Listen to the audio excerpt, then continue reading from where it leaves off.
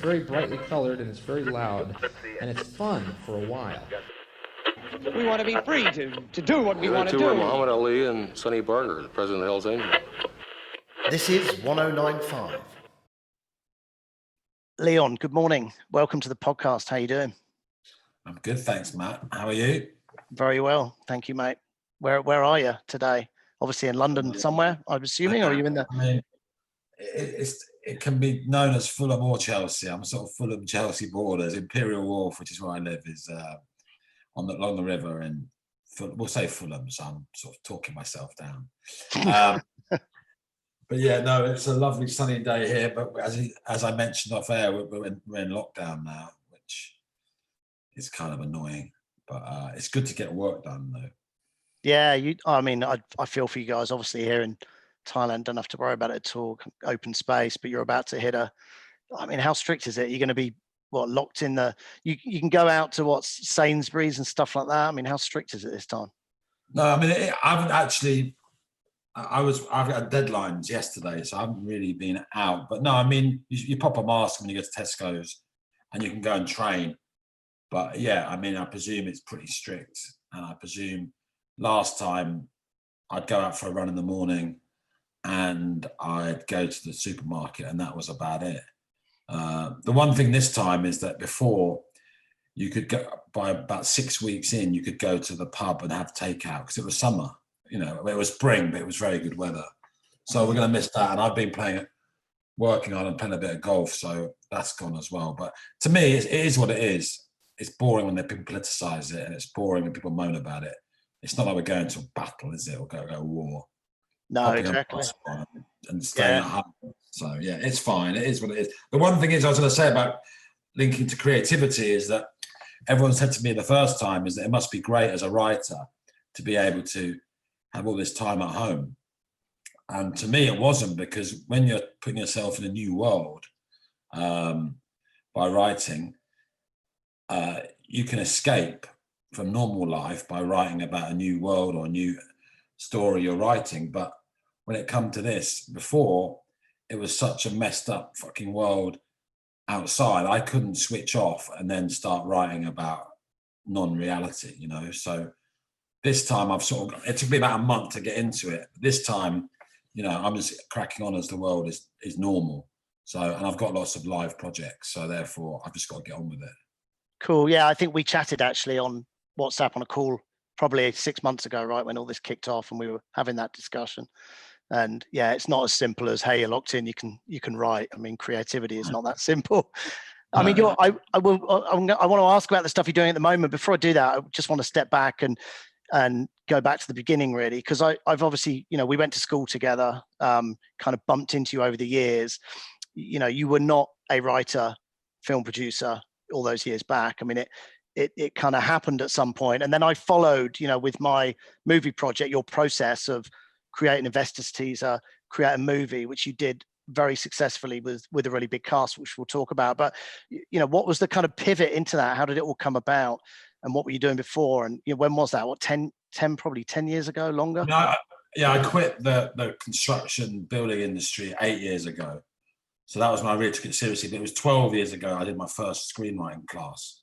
Yeah. That came actually, ironically, from Bedford School. Someone you may remember, Alex Penn, a friend of ours from my year, died, and we had a memorial rugby match every year. And then as we got older, that turned into, I like to call it baseball, but it was kind of softball rounders to have everyone involved. And Chike, a friend from school, threw the bat into my face. I remember him. He was batting and he swung the bat back, and I was next in, and it knocked 2 of my teeth out. 3 actually, 2.5 really, my front teeth out. And I'd just come back from LA, all pleased with myself. And I was there standing like with my teeth in my hands, and everyone's saying, put them in milk.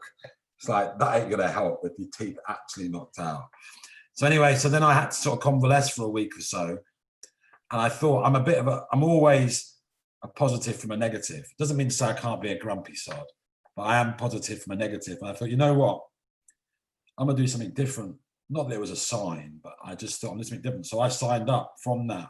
I think it was John Charlton, another friend from school, said, why don't you do something different or just do something positive from it? So I signed up to a screenwriting class. And at the time, I was doing project management and building works for all sorts of clients. And without dropping names, I get a bit of banter for mind your toes, name dropping. But we were working for, but it comes into my story. So we were working for Blair, who was just leaving government. I think he'd left government for a year or so then, but 2008. And I was working for Mrs. Abramovich, Russian oligarch's ex-wife, second wife. And I was working for a gangster in Chelsea Harbour. I won't say his name. So every day I was like sort of different hats, how to behave completely differently with the 3 different clients. And I was also driving through Hyde Park every day. So that sort of prompted loads of stories in my head. And when you do screenwriting classes, I meet a lot of people now who say, I want to write a script and all that. I said, well, have you read these books? Have you studied the craft of it? Have you watched McKendrick? Have you read McKee? Have you done courses? No, I'm just going to get on with it. I'm like, you've got to study the craft. But that's the world we live in now. People think they just go and do something. You know, you can go, if you're like good looking or funny, you put a YouTube channel out and suddenly, you know, you're successful. But with writing, there's no shortcut to writing. It's a craft and you have to learn it. It's not, you know, like you said, I wasn't a writer at school. I was president of films in the remove form, which means you just can give drills out to young performers. But the truth is that you can't cheat it. Writing is, but you can cheat in the fact that I'm not an Oxbridge novelist, but screenwriting is a very logical process. Yeah, it is. Someone like me. I'm with you. I did a screenwriting course 2013, but I thought actually, I was like, I'm just going to write a screenplay because I had all these ideas. Had no idea about structure, motivation, you know, how characters link together in that way. I mean, it is a really structured, almost convoluted. I mean, you know, you can't even hope to write a kind of art house screenplay without some structure. It's very different, I think. I've never written a book, so I don't know, but I still think screenwriting has a much more logical structure than book writing does. Yeah, and someone who'd been in business, it really suited my logical brain. Yeah, I mean, writing a novel, it's the same kind of rules actually, but it needs a much, you know, better touch with English language than I would have. And screenwriting, it's still got to read really well, but I did a journalist post-grad diploma, which really helped my writing. And, you know, we're all told that the writers of The Sun are in some ways as good as the writers in the Times. Not their opinions, by the way, but because they're skilled at writing, you know, quickly and briefly and getting to the point. And that's what the journalism course taught me. So for anyone who says that they can just go and write something, it's not true. So over that course, after teeth were knocked out, I then kind of understood how having a story isn't just a scene. People would come up to me all the time and say, I've got this idea for a film. I'm like, oh, really? And it's a scene. Right. There's no idea. Can you swear on this podcast, yeah? Sorry? You can swear. Yeah. I don't think YouTube are going to take us down for swearing, so all right. No, but I mean, that's not a fucking script. That's a scene or an idea. And even my dad still does it. He goes, I've got this guy's name. I'm like, all right, Dad, brilliant. So once you learn how to take the stories that you're living or being part of, I'm not really an observer. I don't sit in coffee shops watching people. That's not my style of writing. I write what I know. And going forward a few years, I did a course in New York with a friend of mine and Robert McKee, who's like an old sort of actor in a way, where he's doing his story classes all around the world, is that I had an idea on one side of my notepad, and then I had McKee's notes as we were listening to him on the other side. It was 3 really intense days. But from that, I kind of found how to put my ideas into following the rules of screenwriting. And some directors will say there is no rules, you just write.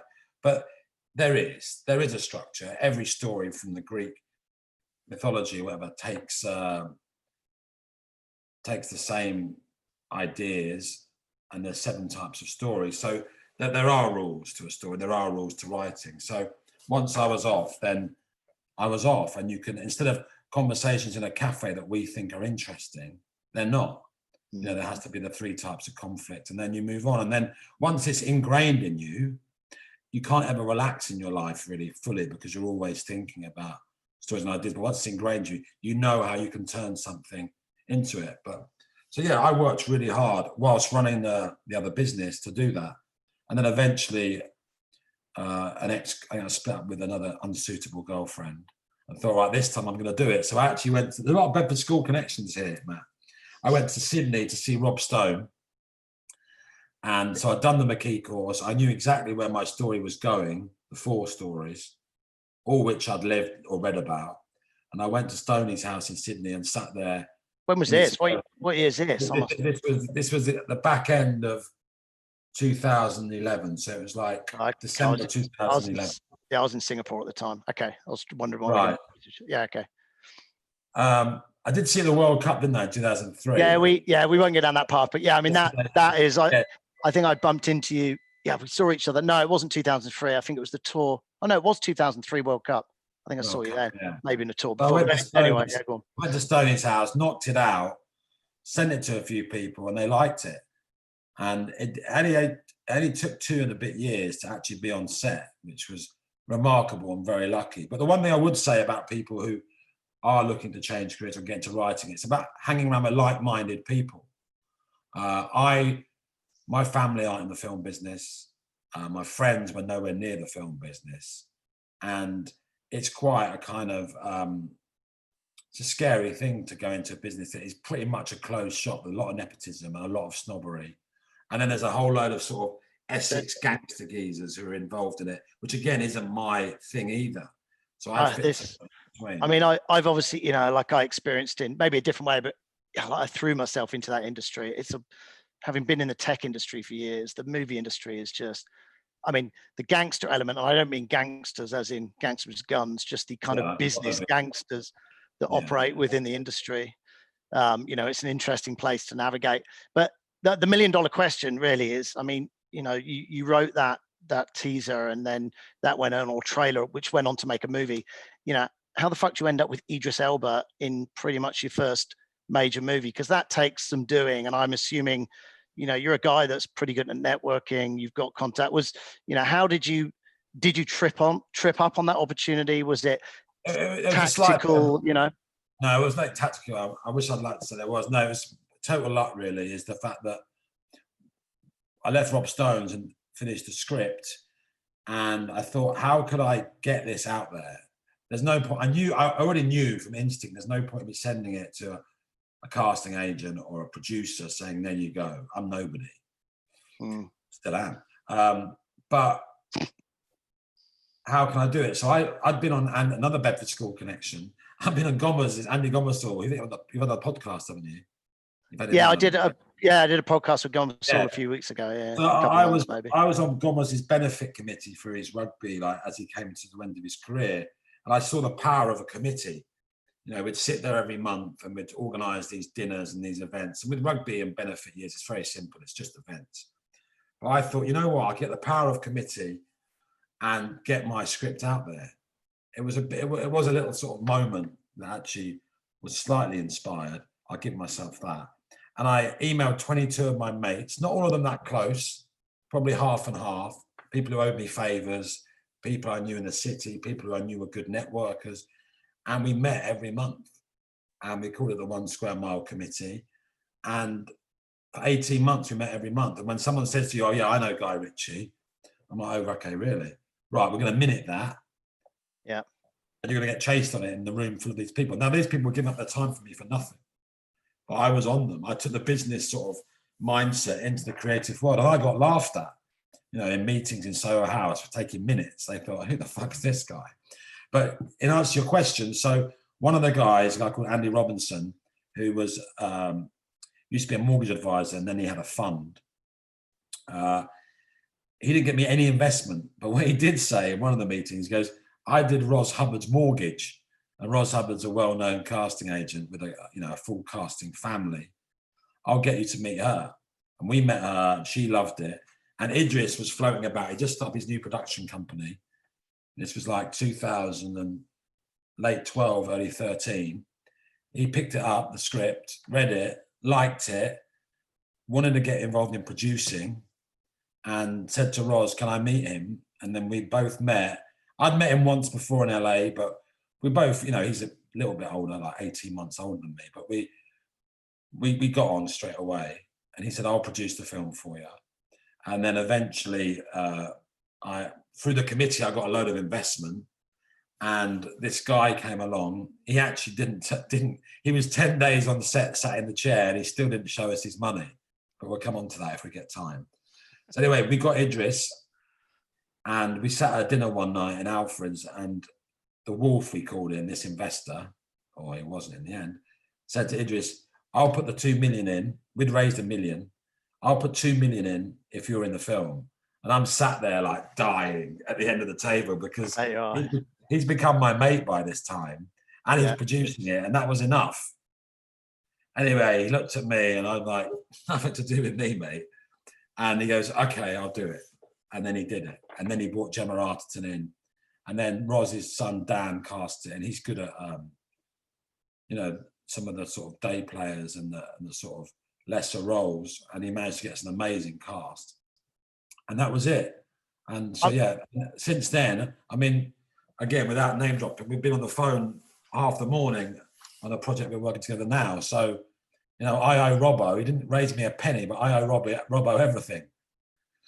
Awesome story. I'm amazed, actually, that budget, when you look at that movie, I watched it as ages ago. I should watch it again because I watched it, I think, as soon as it went on to streaming. But even on that budget, from what I know now, it seems amazing what you got done on that budget, because I have got no idea, but I imagine shooting around London streets, which was a lot of where you were shooting, is a costly exercise. Did you have favors for that? Did it help with Idris? I'm assuming he probably took a lesser whack on the money because of the production credit, and you kind of wangled all that kind of deal. Yeah, and also he's a good guy. At that time, he did a few sort of independent movies. I think his manager doesn't want to do any more now, but he did. I got lucky. I was the last one. But yeah, he's a decent guy who gives back. And we got him for a good deal. We got Gemma for a good deal. My one regret is that we had 4 stories shot. It was 2.85 million, the budget in the end. We shot 4 stories. One of them was about £1 million worth. And I regret that, because if we'd have cut that and not shot it, it wasn't in the film. Yeah. Whole £1 million story. If we'd have cut that in the before we shot it, we'd have made money. Just under 2 million, 1.85 million. We'd have made money for everybody. In the end, we spent the 2.85. We shot the 4 story, and we lost it. But looking back now, I let people take over. I knew what I wanted to make, the film I wanted to make. When we shot it, we shot the film I wanted to make. It was only when it came to British distribution and listening to other people in a panic to get. We got a worldwide sale straight away with Sony, but to get the British distribution deal, which is tough. Someone said to me, it's an emotional story. That 4th storyline's a thriller. It's got to go. And I'm like, it's not going. In the end, I was forced to go. Otherwise, we wouldn't have got a UK deal. So that kind of spoiled the whole process for me. And I don't like the film as much as I did because of that. But we still get nice things about it. It got very mixed reviews, which I'm usually a very sensitive soul, you might remember from school. But actually, I didn't give a fuck, because no one else, I literally didn't care. No one else could make the film, these critics and stuff. And actually, some of the people I do care about, Mark Commode or the New York Times, gave us good reviews. But so there's a bit of a bittersweet taste, because I was pleased to get it made. I was pleased to get a career in film, but I was kind of pissed off with the process. And all these people putting their claws in and actually didn't improve anything. So I'm making a film next year in March, and I'm not going to let that happen again. Having said that, you can't beat the system. You need a sales agent. You need a world distributor. You need a UK distributor. So you've got to do what you've got to do. Yeah, and I think you would be the first one to admit, if you'd have gone into that first project with that attitude that you can now go in with, you probably, or you could potentially have tripped up, not got through it. I mean, you kind of have to go through the experiential learning of I mean, that is why I made my trailer, actually, was as much to understand in Thailand how you make a movie, because you just kind of no one can really tell you these things unless you're doing it. And I imagine if you hadn't done that, you wouldn't be able to go now in with that kind of strength of character to say, right, I'm doing this, this, and this, and I have a lot more control. Yeah, and also what I've subsequently learned is that my naivety and inexperience actually got me over the line. And I'm not a great believer in a lot of those American Tony Robbins and all that lot about The Secret and all that sort of stuff. Although I've always got a positive attitude, but I always visualize myself on that red carpet. Yeah. And I got so many rejections, so many knockbacks. Maybe I didn't want to go back into building and the construction industry. And that was a motivation. But I had so many knockbacks that I always visualized getting there. And, you know, we had some horrific things. Like I said, that guy, the Wolf, 10 days in, I'm like, mate, we need your money now. And he disappeared on me. And in the end, I made a call to someone I'd met twice, and he put in 1.85 million.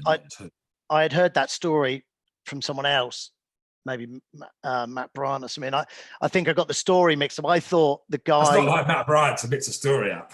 I thought the story was that you got the phone call and he delivered. I didn't realize you got the phone call and he didn't. So you had to then you then had to kind of go and find the cash elsewhere. Crikey, that's not. But in a way, I don't. You know, again, if it wasn't for the bullshitting Wolf, we'd have never have got green lit. We'd have never been on set, and it would never have happened. So in the end, I don't blame him. He's just one of those bullshitters. In fact, there's a really good documentary film you could see called Seduced and Abandoned.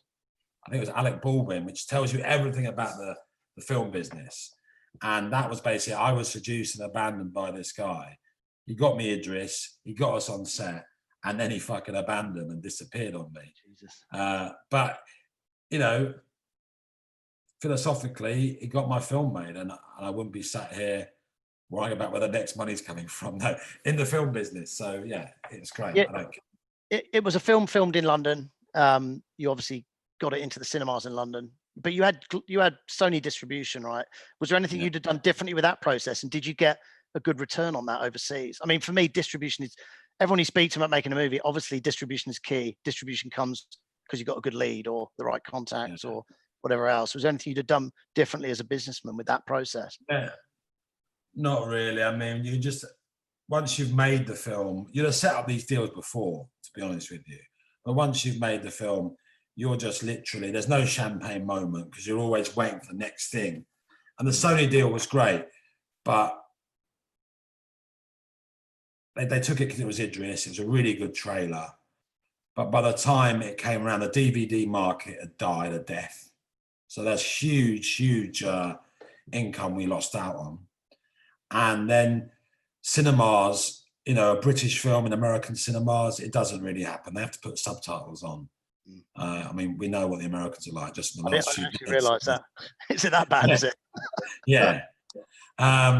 So not really. I would have not let, like, we had an opening track by the Clash, Armageddon Time. And I got to meet Noel Gallagher twice. He gave us my favourite song that I used to listen to, Idle Stream, a B-side. So, and when we changed the fourth storyline out, I was persuaded. I was told that Noel Gallagher was dad music and the Clash is a bit passé now. And in the end, we changed the Clash for Rodney P. Nothing against Rodney P. And we changed Noel Gallagher for Fink. And I chose the Fink song. But that kind of killed it for me. So I wouldn't have let people take over just to get a deal. But since you know, our premiere was actually ironically 4 years ago yesterday. And the world's changed a lot since then. And I think, you know, it doesn't have to be like that. But you can't, when we had our committee meetings, we always try to cheat the business. We had loads of great business minds and successful people. But the film industry cannot be cheated. You have to have a sales agent and you have to have a distributor. So you can be as clever as you like, but there is still a system. And that's like the city. There's a system in place to protect all the fucking knobs in it. Yeah, right, exactly. No offense to all my investors there in the city. It's true. It's a closed shop because you don't need it all. But yeah, I mean, the Sony deal was great for us. It took the pressure off of the worldwide sales, but God, it feels like ages ago now. So but yeah. What are you working on now? I was going to ask about I've seen your domestic violence stuff go out.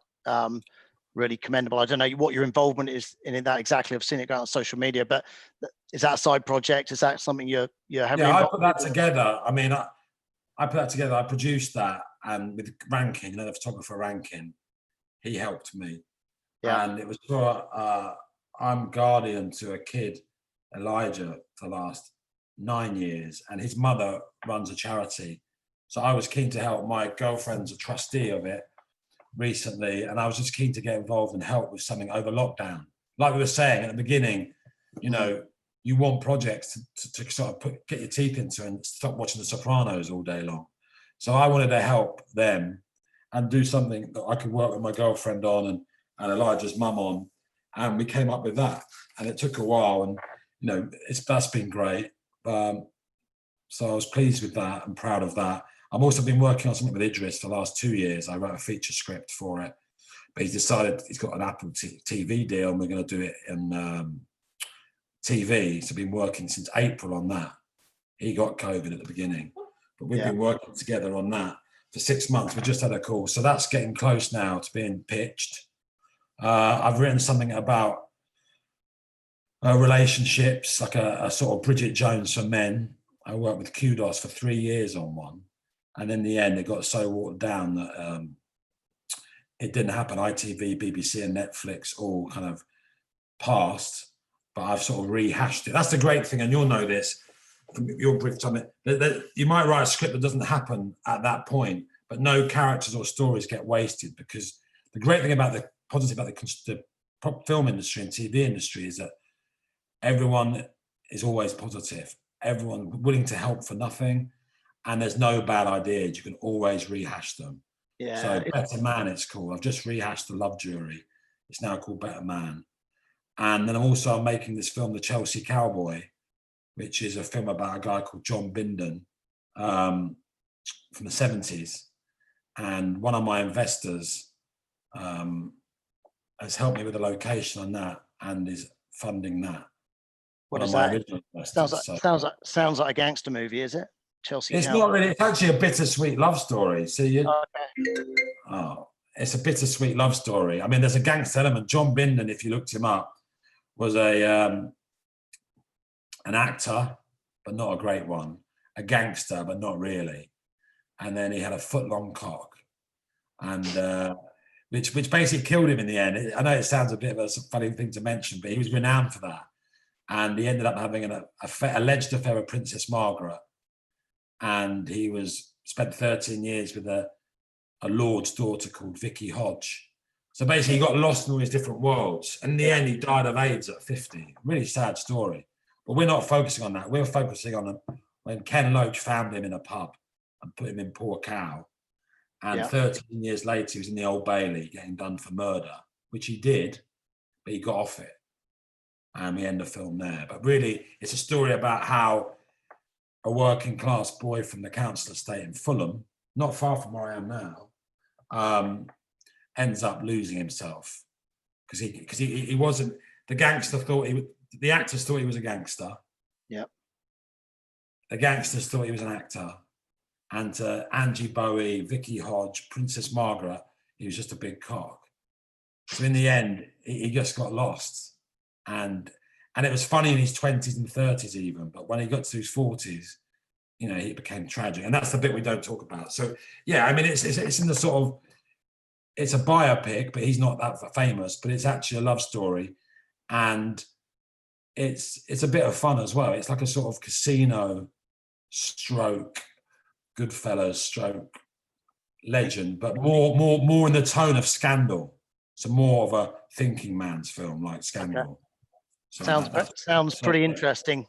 Very mixed genre, and I mean, those kind of characters are what you want for writing movies. You're finding people like that. I mean, there's loads of scope in writing around a person like that. So yeah, but you just got to be really careful with biopics. They did it in Legend, is that they shoehorned all the stories in about Jack the Hat and George Cornell, and it ended up being shit because brilliant by Tom Hardy, but the film got lost. So the backbone, there always has to be a backbone in a biopic, and the backbone is his relationship with this girl, Vicky. And that helps. And that's something I've learned from... it's interesting what you say about Legend. I went and watched out the movies. I loved his performance. I loved the kind of production of it. But I was just like, no, never getting behind anyone. You know, it was always like, oh, who am I getting behind in this? And it just felt a little bit obvious. The motivation was just not there.